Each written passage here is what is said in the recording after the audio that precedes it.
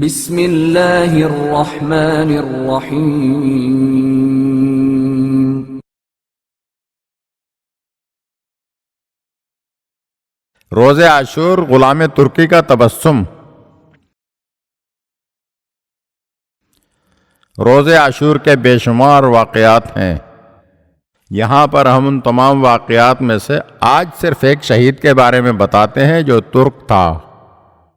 امام حسین علیہ السلام کا ایک غلام تھا جس کا نام اسلم تھا۔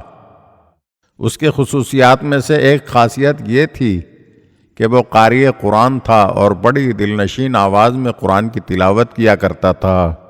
روز عاشور اسلم نے آپ علیہ السلام سے اذن جہاد مانگا اور میدان جنگ میں پہنچا اور اس قدر شدت سے جنگ کی کہ بعض راویوں کے مطابق دشمنوں کے 70 افراد کو قتل کیا اور آخرکار اتنے زخم کھائے کہ خود بھی زمین پر گر پڑا۔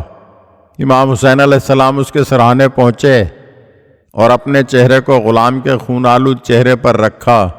اس دوران اسلم نے آنکھ کھولی اور ایک لمحے کے لیے آپ کے نورانی چہرے پر نظر ڈالی اور بڑی خوشی سے مسکراتے ہوئے اسی وقت اس نے اپنی جان آفرین کے سپرد کر دی، گویا زبان حال سے کہہ رہا تھا اگر مجھے ہزاروں جانیں بھی ملتی تو آپ کے قدم مبارک پر قربان کر دیتا۔ اگر آپ ہمارے چینل کی نئی ویڈیوز دیکھنا چاہتے ہیں تو ہمارے چینل کو سبسکرائب کریں اور گھنٹی کے بٹن کو دبائیے تاکہ ہر آنے والی ویڈیو آپ کو جلد موصول ہو سکے۔ اور ہاں، لائک اور شیئر ضرور کیجیے اور اپنے قیمتی کمنٹ سے ہمیں آگاہ کیجیے۔ شکریہ۔